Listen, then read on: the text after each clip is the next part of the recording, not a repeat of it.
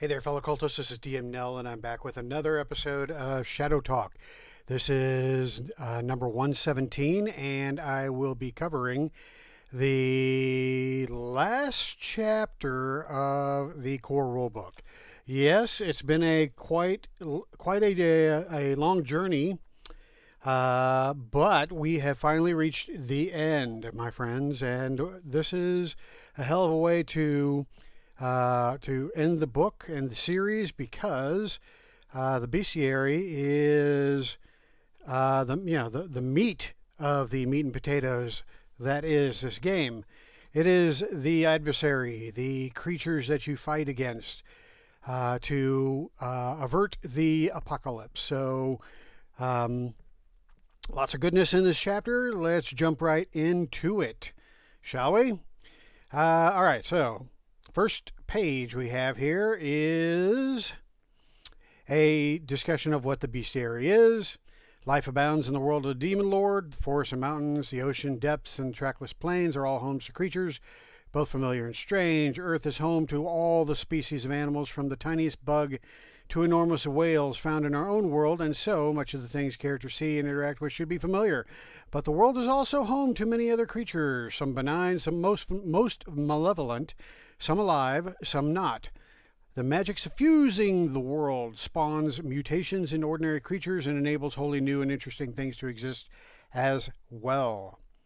This chapter merely scratches the surface of the kinds of dangerous creatures at large in the lands of Rule, and their appearance can test the characters in both mind and body. All right, so that just kind of gives you a little bit of background as to what to expect in the core setting. Now, of course, if you're not using the core setting, you can use this Bestiary however you want, but a lot of these creatures are designed to fit within the core setting. We'll get to that here in just a bit. So, first part of this is the statistics box. The stat box is how the DM runs the game, and the stat blocks, or the stat box, however you prefer to say it. This is box, whatever.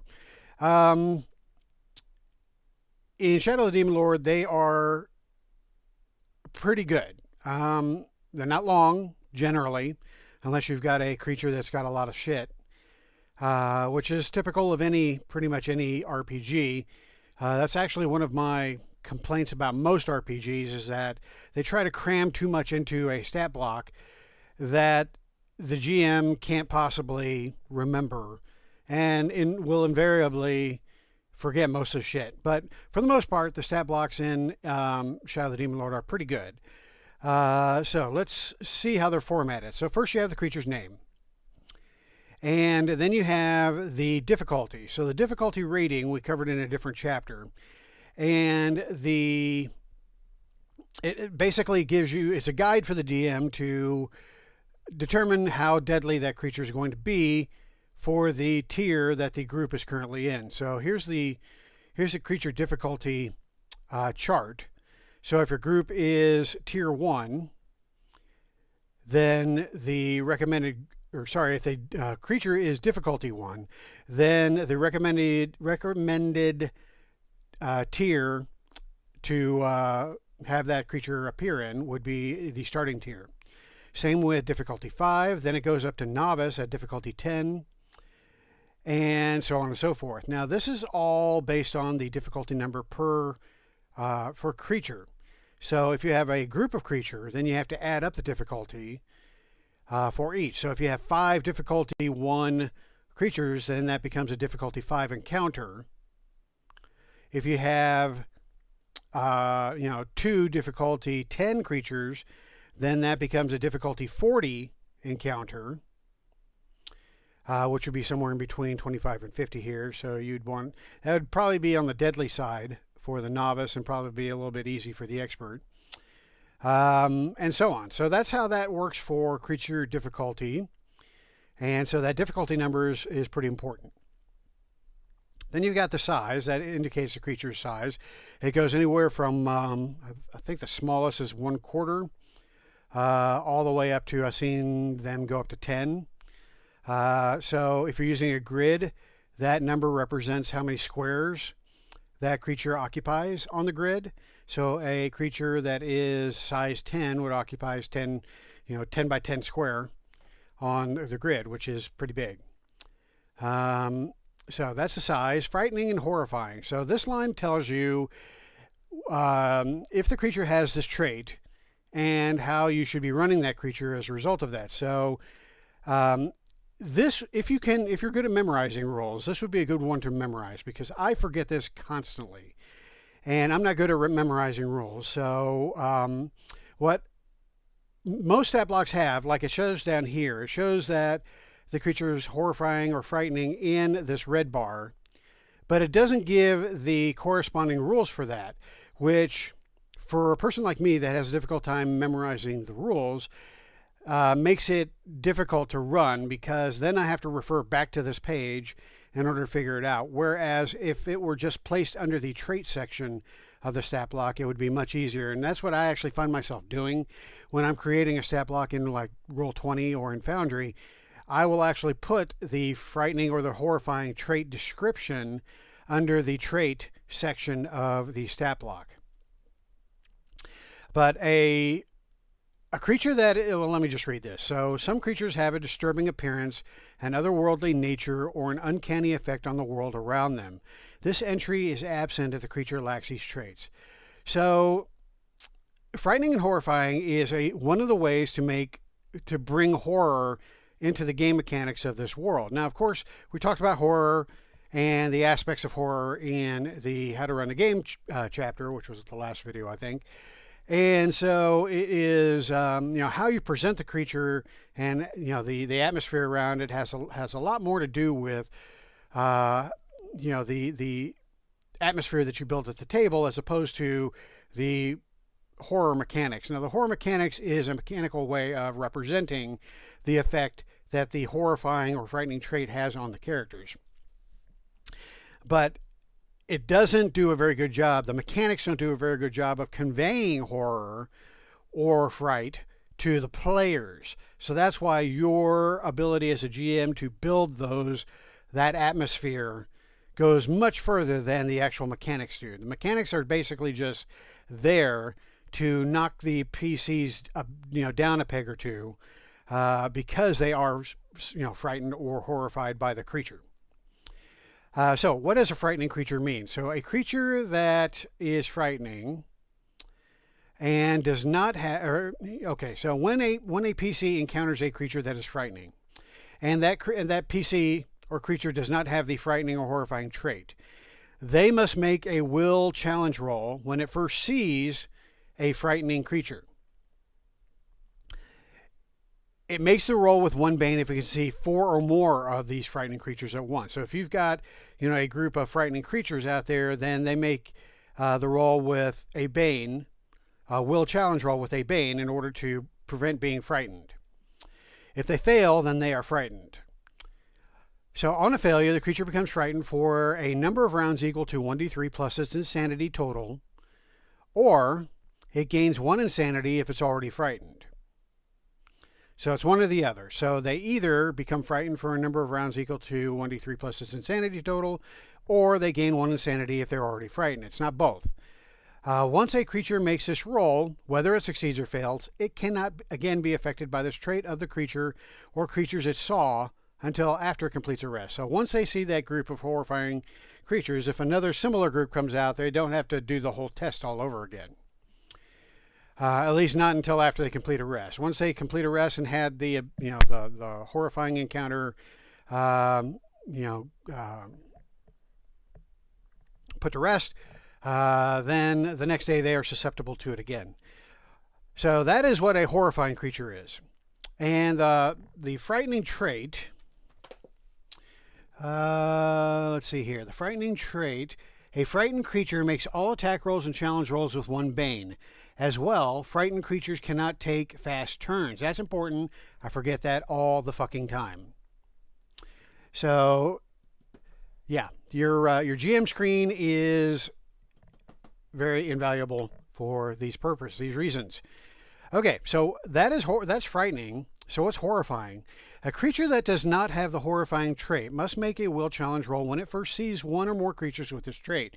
It makes a roll with 1 bane if it can see 4 or more horrifying creatures at once. So basically, whether it's frightening or whether it's horrifying, a will challenge roll is made with the initial catching sight of these creatures. Here's where it differs. On a failure, the creature gains 1 insanity or 1d3 insanity if it's already frightened. Once a creature makes this roll, whether it succeeds or fails, it cannot be again affected by the trait of these creature or creatures it saw until after it completes a rest. Regardless of the outcome of the challenge roll, creatures that lack the horrifying or frightening trait must make attack rolls against horrifying creatures with 1 bane. Okay, so there's a couple things to absorb here. So initially you have to make a will challenge roll. If you fail that challenge roll, then you gain 1 insanity, or you gain a D3 insanity if you're already frightened. So that's the first thing that happens if you fail the challenge roll. Now if you succeed on the challenge roll, you're still affected by the horrifying creature because you make attack rolls against horrifying creatures with 1 bane. So this horrifying creature is in front of you. You made your will challenge roll, so you're not gaining insanity, but it's still horrifying. So you're still making your attack rolls against it with 1 bane. That's a big difference between horrifying and frightening. Frightening is you have to be frightened, so you have to fail that challenge roll in order to become frightened, and in order for you to be making a bane on it or having a bane on attack rolls. However, regardless of whether you make or not make this will challenge roll for horrifying, you're still going to be making attack rolls against a horrifying creature with 1 bane. So for whatever reason, my brain cannot parse those two, and I cannot remember them. So copying and pasting these two or this section into your creature stat block is helpful for me. So just a tip for those of you that may have similar problems.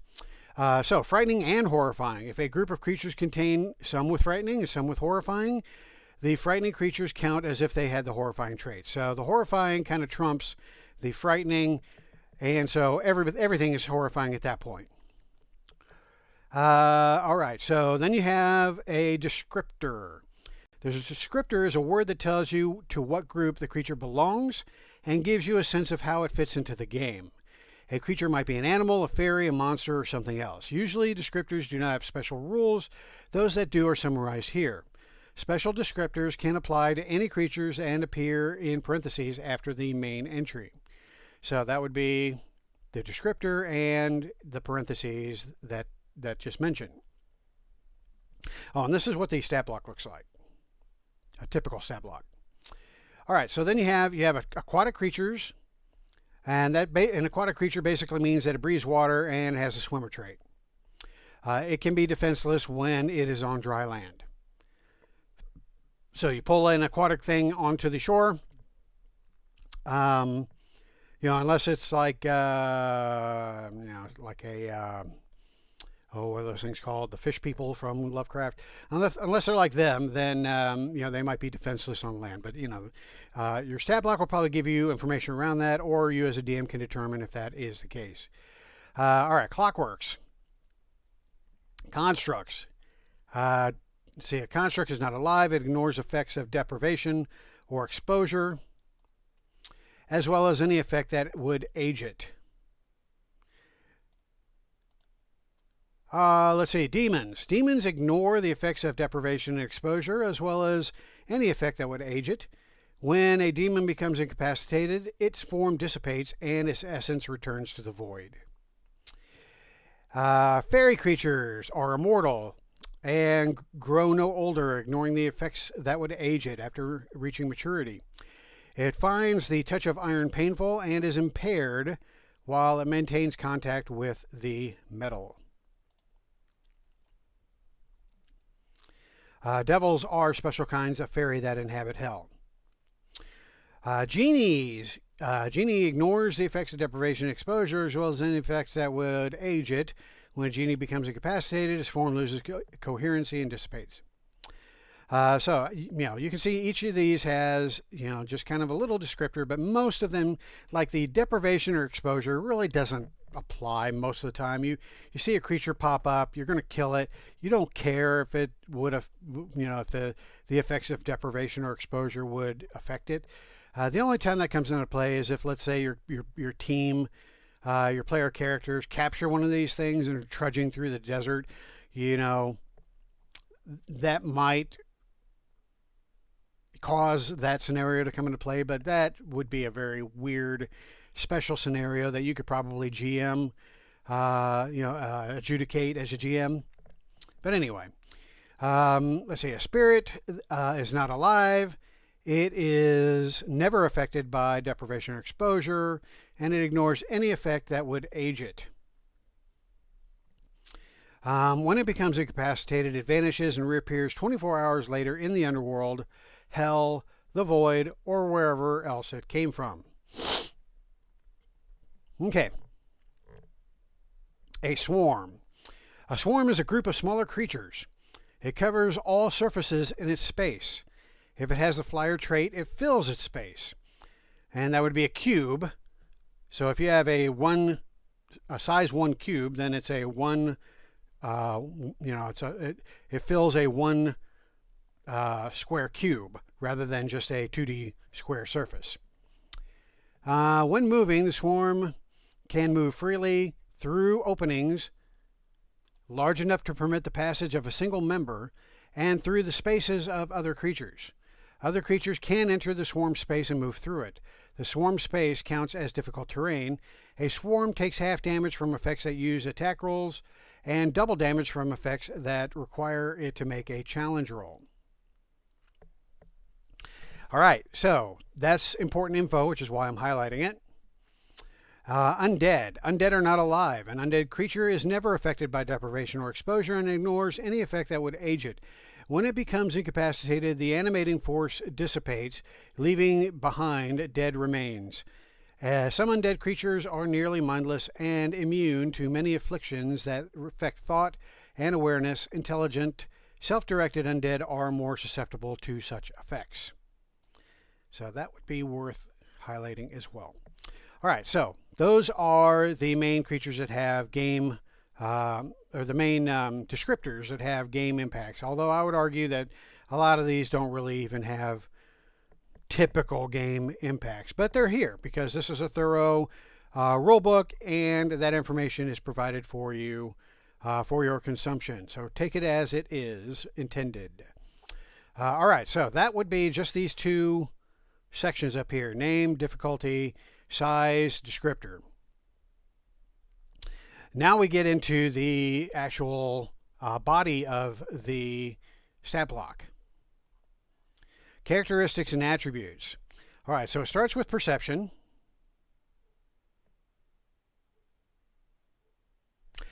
Starts with perception. Then it goes to special senses. Shadow sight, dark sight, sightless, and true sight are all summarized here. So this is a good place to come to reference it. Shadow sight, creature can see in areas obscured by shadows as if those areas were lit. I wish it would also say these creatures are still blind in total darkness, because that is the case. Dark sight, the creature can see in areas obscured by shadows and darkness within medium range of it, as if those areas were lit. Beyond this distance, the creature treats darkness as shadows and shadows as lit. Sightless creatures rely on senses other than sight to perceive its surroundings and can pinpoint the location of each creature and object within long range of it. Creatures within the area cannot hide from the creature, and it ignores banes imposed by obscurement on rolls to perceive things. A sightless creature is never subject to the blinded affliction. So that is a good one to highlight. You don't get a lot of sightless creatures, but they are in the game, so you definitely want to know where to refer to those rules as needed. Then true sight. The creature can see in areas obscured by shadows and darkness as if they were lit. The creature can also see invisible creatures and objects and is automatically recognized as illusions it sees for what they are. demons have true sight. All right, defense. This tells you the creature's defense score. A creature's defense score might be higher than its agility due to natural armor or intrinsic ability. So you recall when we went through the attributes section, defense typically is your agility, but of course it says they may have things to boost its defense, so that's the explanation for that. Health. The creature's health score, when a creature that is not a player character becomes incapacitated, it dies instantly unless you decide otherwise, you being the DM. Attributes. The scores and modifiers for creatures. 4 attributes are listed here. If an attribute entry has a blank instead of a number, the creature does not have that attribute and is immune to anything that would target that attribute or require a roll using it. This is huge. That is huge. Because it doesn't come into play often, but when it doesn't come into play, finding that rule can be challenging. So I definitely suggest that you highlight it here. Speed. Creature speed is measured in yards. So if you're using a grid, 1 square equals 1 yard. If the creature has any special movement traits, they, like the ones listed below here, it's included in parentheses, typically. So it could say creature's a climber or a flyer. So that is the speed. Immune, if the creature is unaffected by certain damage sources or afflictions, they are listed here. Defense trait, if the creature has any special defenses, they are described here. Vulnerability, if the creature gains afflictions from or is otherwise harmed by certain environments or situations, they are described here.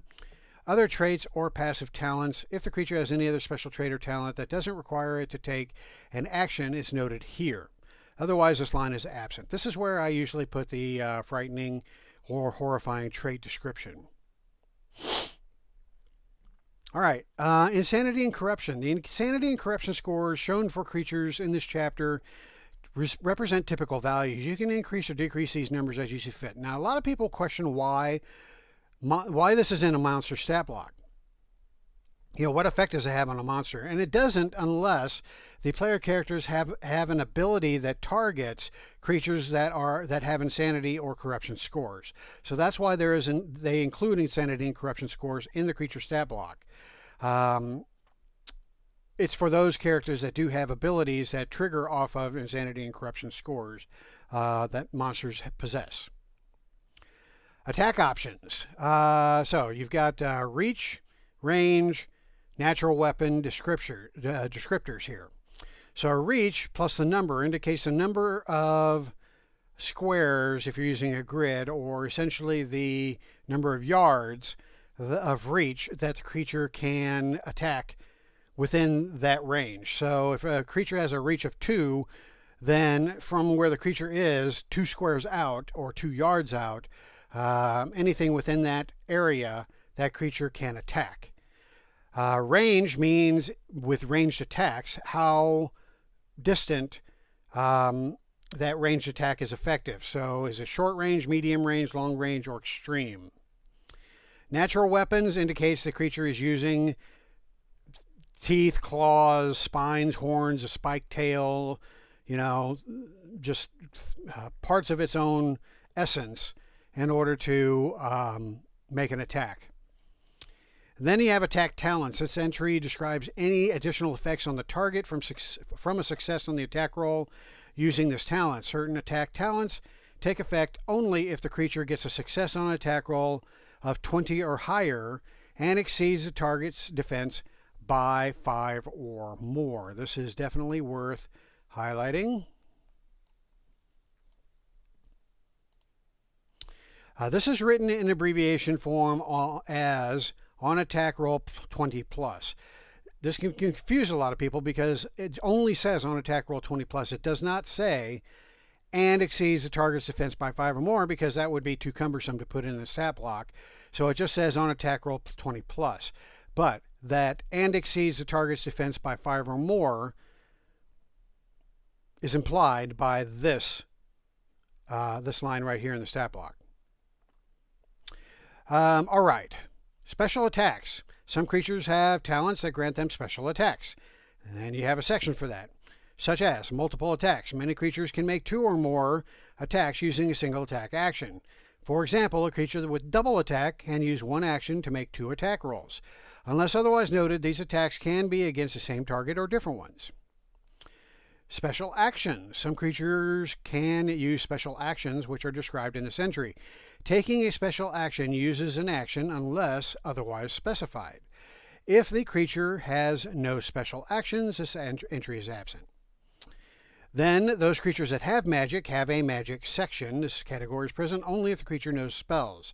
It has the creature's power score, and it mentions the tradition and the spells that the creature knows, and also how many castings that creature has of each spell is in parentheses right next to that spell. And then the end of the round.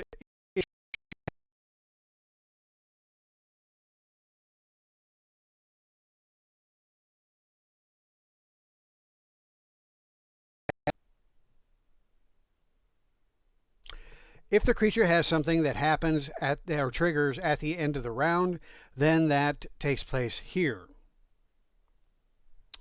Or that is documented here, I should say. All right, creature descriptions. So this is where we actually get into the core rulebook monsters.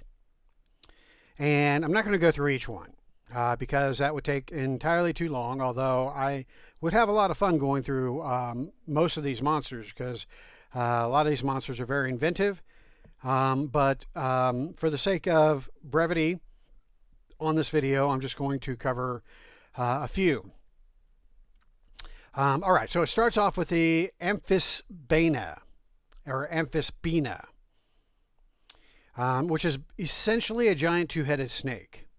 The tail end is a head, and the head end is a head. It's a size 2 monster, and so just kind of going through one. Let's go through the first one here, so you can understand how to read it based on what we just talked about. So that's its name. It's got a difficulty of 25. It's a size 2 monster. It doesn't have the horrifying or frightening trait, so it is not horrifying or frightening. It's got a perception of 14, which means it's +4 on any perception challenge rolls it must make to spot a creature, and it also has dark sight. It has a defense of 16, it has a health of 30, and it does not have an insanity score, and its corruption is currently set at 0. It has a strength of 13, an agility of 15, an intellect of 8, and a will of 11. And of course, the corresponding modifiers are next to those scores. And then it has a speed of 12. It doesn't have any special movement traits, so it just moves along the ground like normal creatures. It has immunities to damage from cold, to the dazed affliction, the impaired affliction, and the stunned affliction. So you cannot stun it. It can't be impaired, and it cannot be dazed, and it is also immune to damage from cold. It has 2 heads, which means it can take both a fast turn and a slow turn, and can use 2 triggered actions each round. So it's like 2 creatures in one. It has fangs. It's +5 to hit in melee. It doesn't have any reach indicated here, so it can only hit creatures in adjacent squares or within 1 yard. If it does score a hit, it does 1d6 +1 damage plus poison damage. The poison damage is described right below.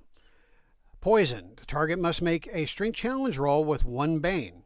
On a failure, it takes a d6 damage and becomes poisoned for 1 minute, so it gains the poisoned affliction.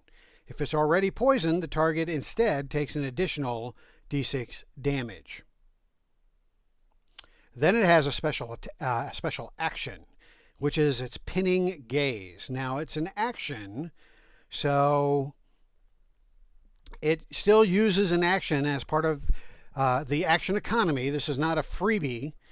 that it gets to do in addition to its attack options. It does either an attack or uses this special action. Now again, it does have it can take both a fast turn and a slow turn, so it means it has 2 actions per round. So it can make an attack for one of its actions on the fast turn, and then on the slow turn it could use pinning gaze. Actually, it'd probably do the other way around. On the fast turn, it would probably use its pinning gaze, and then on the slow turn, it would probably use its poison attack or its fang attack. But let's see what pinning gaze is. So the Amphisbaena uses a triggered action on its turn to fix its gaze on one target creature within the medium range of it. The target must make a will challenge roll. On a fail, it becomes immobilized until it uses an action to remove the affliction.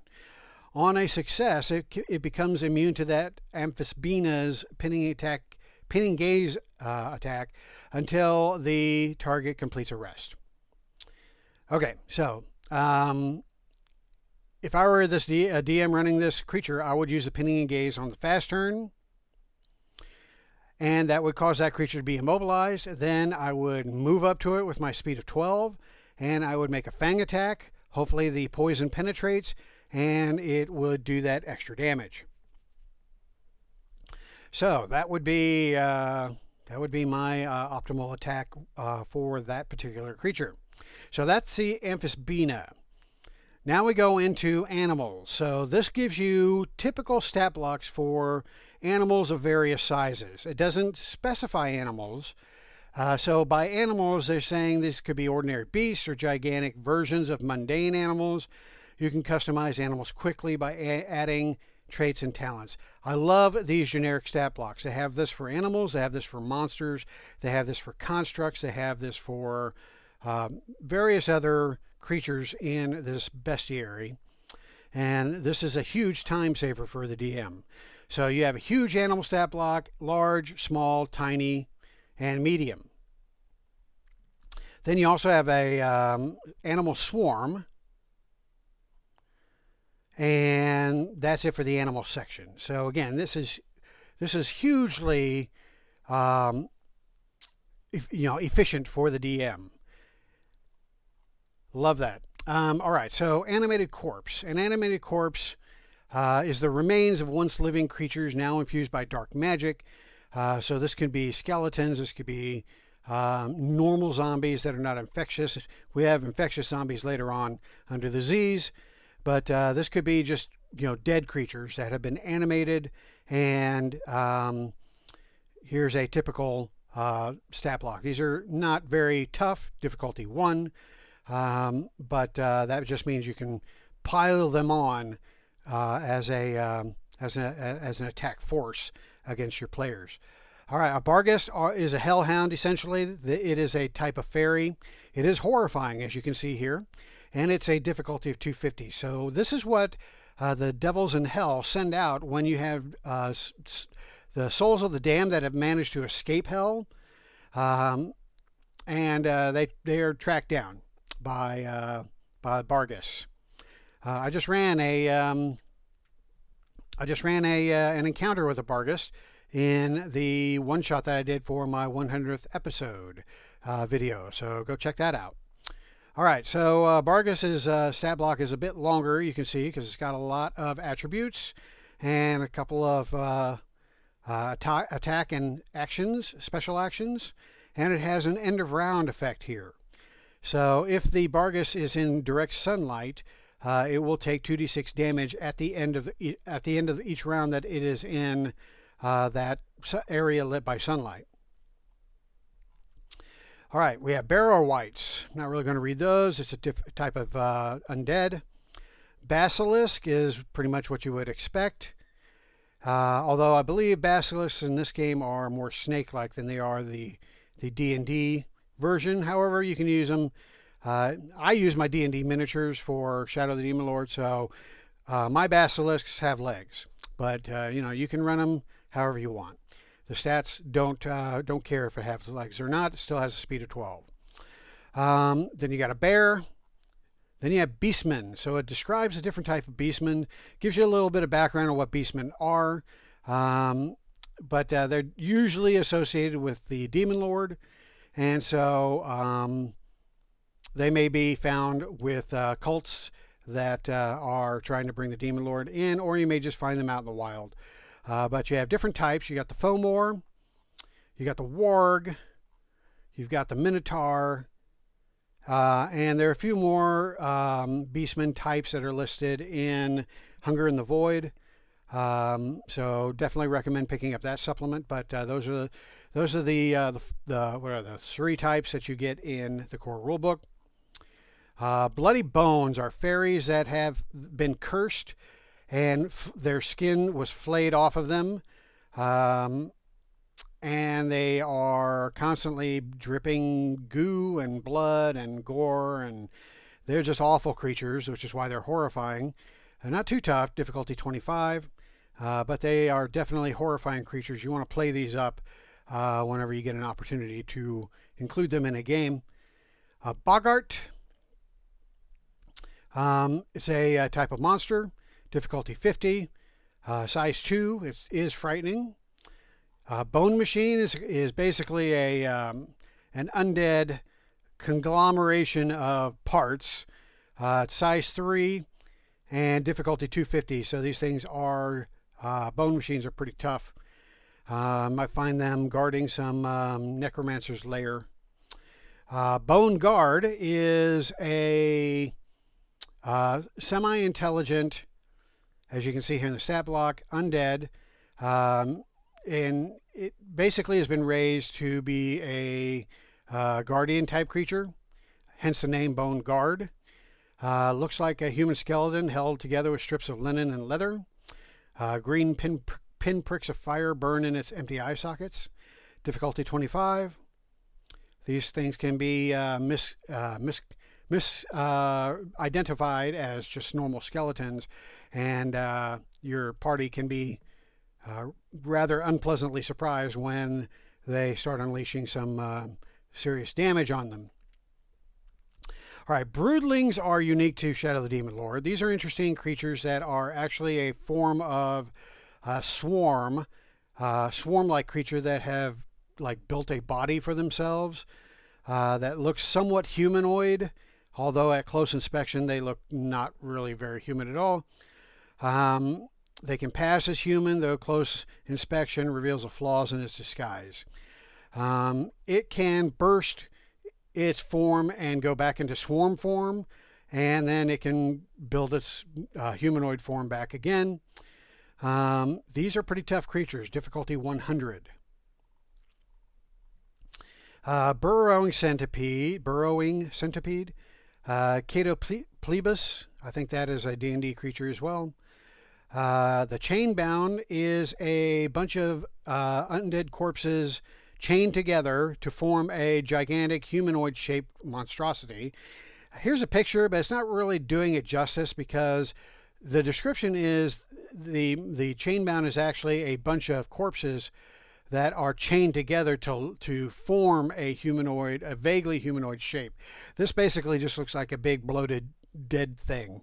Which is not what a chainbound is supposed to look like, so the art really doesn't match the description, but it works for me. It's good enough. So it's pretty tough. Difficulty 50, size 3, so it's good for challenging a starting novice and low-level expert tier team.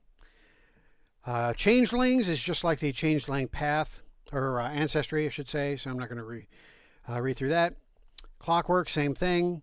Cockatrice, pretty much what you would expect from D&D Cockatrice here in Shadow the Demon Lord. And Construct. So Construct is like the animal section.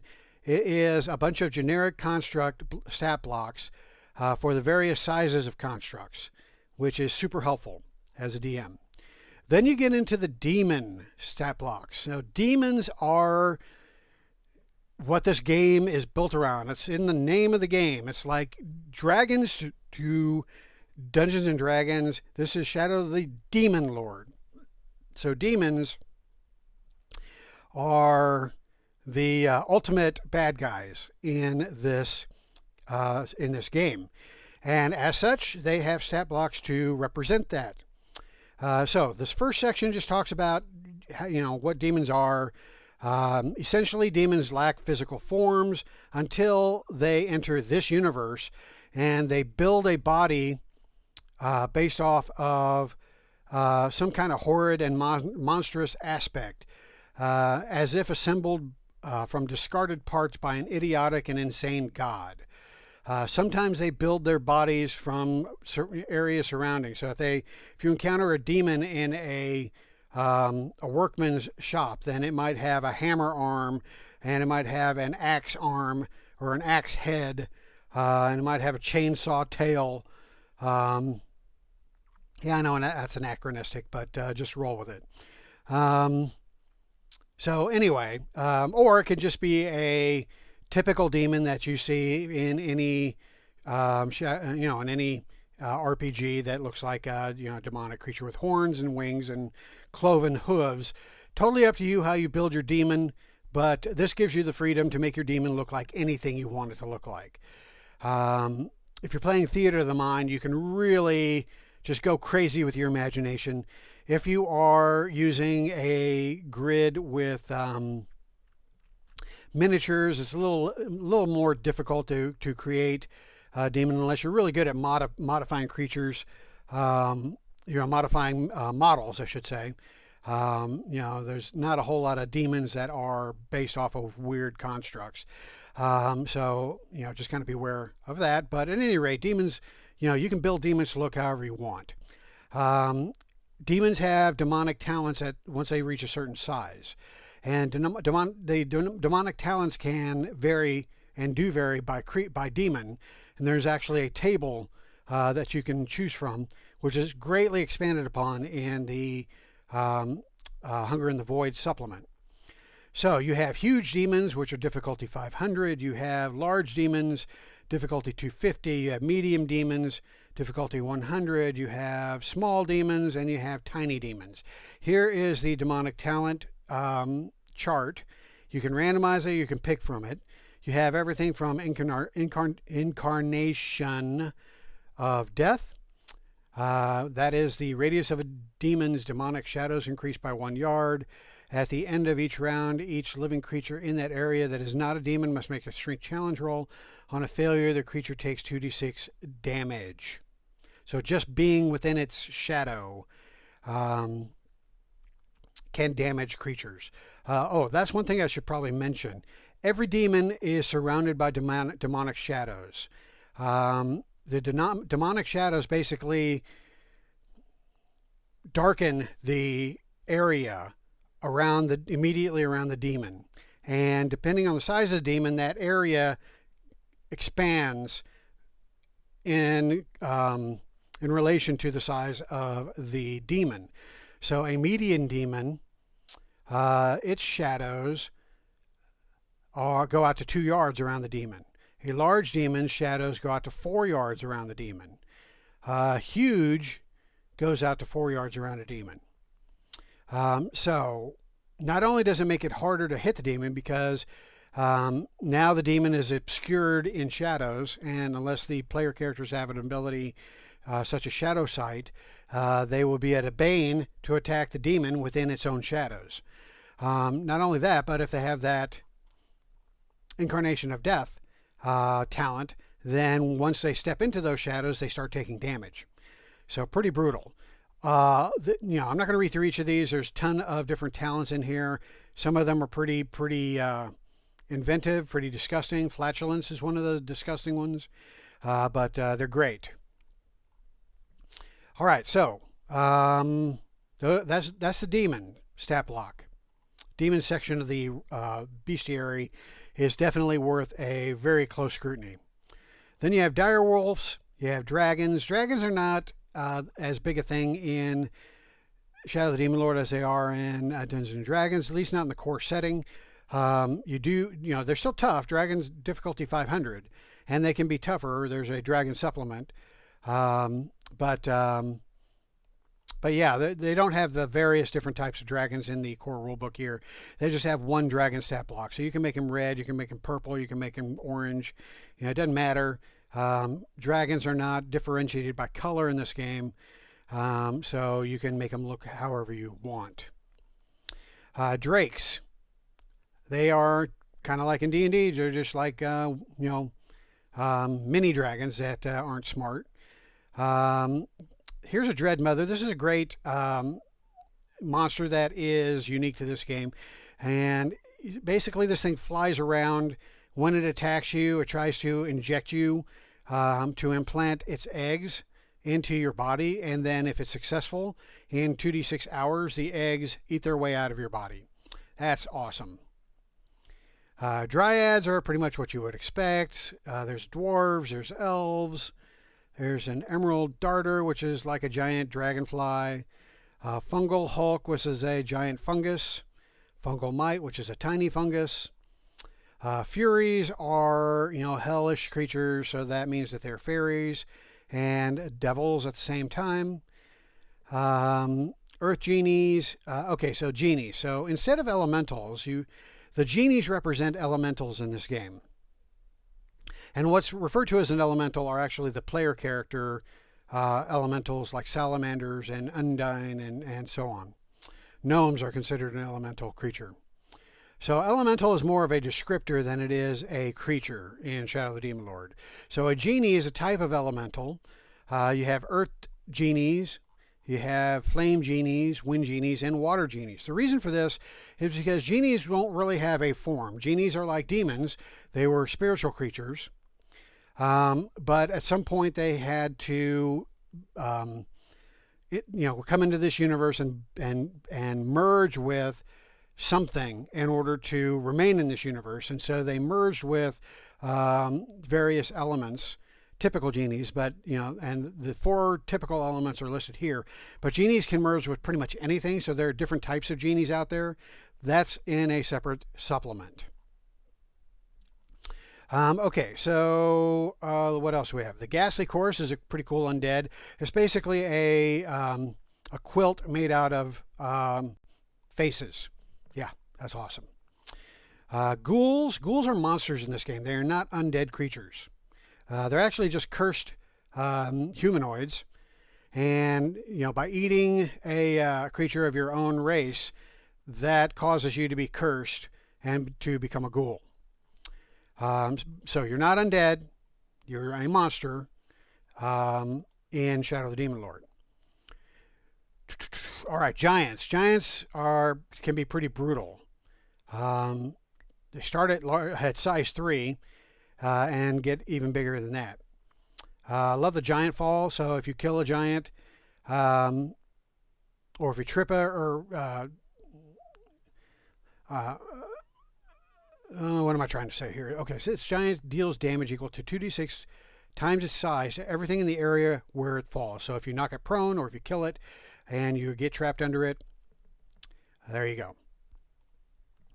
All right, then you got goblins, golems. Golems are pretty brutal. I like golems because of this trait. A golem ignores all banes on rolls it makes. So by the time you're attacking a golem, or presenting a golem to your team, your players, I should say, difficulty 500 means that they are probably in their upper expert and into their master tiers, which means they have a lot of ways to impose banes on the creatures that they're fighting. A golem ignores banes. That's going to ruin your player character's day. So I love that about golems. All right, the Gorgon is this, the Medusa type creature. A Grave Thrall is another type of undead.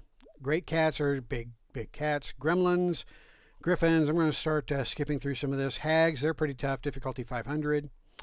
You got Halflings, Harpies, Harvesters. All right, Harvesters are unique to the game. Harvesters are also creatures that have been cursed. Their body parts wear out, and so they hunt down other creatures to replace their body parts. Kind of like the monster in, or the demonic creature in that horror movie, Jeepers Creepers. Very similar to that, although these aren't demons. They're basically just cursed humanoids, although they are pretty tough. Like the Organ Filch wields a scalpel that does 2d6 damage. I introduced this in a either a starting or novice game, and when I did 2d6 damage with a scalpel, that left a lasting impression on my group. You got Tear Thief. They steal the eyeballs out of creatures. That's another type of harvester, and there are other more types of harvesters that are in a separate supplement. All right, you have Giant Pig, Hellswine. You have Hobgoblins. You have the Hood. The Hood is also a pretty unique creature to Shadow the Demon Lord. It's essentially a dwarf-like character that has a dome on its head that is filled with lamprey-like creatures. So it keeps a hood on all the time to hide its alien nature. So this is very Lovecraftian. Horse, Jack-o'-lantern, which is a fairy-type creature, horrifying. Killing Mist, which is an undead, basically a big red undead mist that sucks the life out of you. Large Spider. All right, Lash Crawler. I love these. These are really low-level monsters that you can use. Very creepy, very Lovecraftian. A Leshy is a giant tree, talking tree. So a treant, basically. Living Tar is a big ooze. Lizard Man. A Lurk is a type of reptile creature that has the ability to teleport. Manes, they are spirits from hell. Manticores are what you would expect from a manticore. Now here's the monster section. Generic monster stat blocks, again, huge time saver. I love this section, and I've used it many times when there's a monster that I create on the fly, and I start with the monster stat block according to its size, and then I just add to the stat block as needed. A Muttering Maw, that's this beastie right here. Creepy. The Nis is a type of fairy. Oculus is this oozy thing with the big red eyeball. Then you got Ogres. Ogres are great. The Horned Ogre is what's on the cover of the Shadow of the Demon Lord Core Rulebook. Then you got normal ogres, and then you have Ettins. All of them are considered to be the ogre type. Then you got Oozes. You got Orcs. You got Phantoms, type of undead spirit. You got Poltergeist, another type of undead spirit. You got Prometheans, which are your Frankenstein monster, Golem types. Redcaps, which are fairies. Reen, these are alien robots from another world or possibly even another universe that are looking to find a new homeworld for their masters. Rot Maiden is a type of fungus. Shadow is a type of undead spirit, very nasty. Shadow Weaver is a giant spider, I think. Shrieking Eel, Skin Changers, that can be your typical lycanthrope. Spriggan, which is a type of plant. Stone Worm, which is a stony worm, as the name might suggest. Stranglevine is another scary plant creature. Tomb Scarab Swarm, straight out of the Mummy movies. Troglodytes. All right, so troglodytes in this game, at least in the core setting, they are not lizard creatures like they are in D&D. They are underground, nocturnal, underground dwelling creatures, but they are humanoids with chalk white skin. They're more like the from the Time Machine, the more, what are those things called? Morgoths? No, more, I forget. Anyway, they're more like that. So that's what a troglodyte is in this game. Let's see, a troll. Trolls are trolls. Vampires are pretty much vampires. Vampire bats are vampire bats. Void larvae, they're like extra dimensional worms that come from the void. You could have a void larva individual, or you can have a swarm. The swarm's not listed. I wish it was, but swarm's a lot scarier than just one worm. One worm is size 1/4, so size 1/4, I should say. Then you got a warhorse and you got a wraith. Wraiths are pretty badass for difficulty 100. Then you have the infectious zombie. It's just called zombie in the book, but it's actually an infectious zombie. It spreads the zombie plague, so if you get bit, you could become a zombie. And that's it for the standard monsters. So then the next section of the bestiary goes on to describe how you can take NPCs and apply certain stat blocks to them. So you have the Acolyte of the New God, the Apprentice Witch, the Apprentice Wizard, the Bandit, the Commoner or Professional, the Cultist, the Brigand, the High Cultist, the Hired Killer, Initiate of the Old Faith or Mercenary, Patroller, Pickpocket, and Veteran. So these are all just different types of NPCs that you can encounter, and the generic stat block for them. Then you have a section on customizing creatures. So this section is really great if you have the time and the desire to customize one of the creatures that are mentioned in this rulebook or in other supplements. This gives you the guidelines on how to do it. You can shift a size 1 creature down a step to size 1/2 without altering its other abilities or its difficulty. Reducing its size further is not recommended. Likewise, you can increase a creature's size to 1 if it is less than 1 with no other changes. You can increase the size of larger creatures by making the following changes. Repeat these steps for each point of the creature grows. An increase of more than 2 points of size is not recommended. And so it gives you 5 bullet points here on how to increase the size of a creature. It talks about adding frightening and horrifying, the adjusting the characteristics and attributes, and different attack options, equipment, magic. Tells you how to apply magic to creatures by their difficulty and how many spells to give them. Gives them roles. You can have a leader role, which gives them the leader attribute here. You can have musician role, standard bearer role, a champion role to make them tougher, hero role, a mob role, or a mob's not a role, it's actually a stat that you, or a template that you would add to a stat, an existing stat to make a group of creatures. So a mob is a group of 10 creatures similar to a swarm. This option is suitable for difficulty 1 creatures of size 1 or smaller. You can group them into mobs of 10 by applying the following changes. So this gives you the additions to the base creature stat block to turn it into a mob. And then you have character templates. So if you want to make an NPC that is a novice, expert, or master NPC, these are the templates that you can apply to an existing NPC template to get that end result. So it gives that for all the various magician, priest, warrior, rogue, and then creating character section here. You can also create characters using the rules described in chapter 1. So this is a quick way of saying that a level 1 or 2 creature is equal to a difficulty 5, level 5 or 6 creature is equal to a difficulty 25, and so forth. All right, then you have creatures by difficulty. This is just various, various tables just to show you the creatures by difficulty. So if you're wanting to set up an encounter and you have a difficulty level that you have in mind, then you can come to this page and find the creatures to fit the encounter.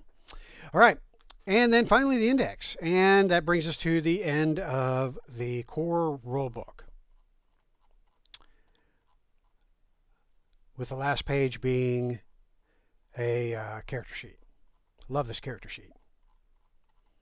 Okay, that's it. So I hope you have found this series on doing the deep dive into the core rulebook helpful. Been wanting to do this for a while, so I'm glad I finally got to it. And so I know I probably missed some stuff.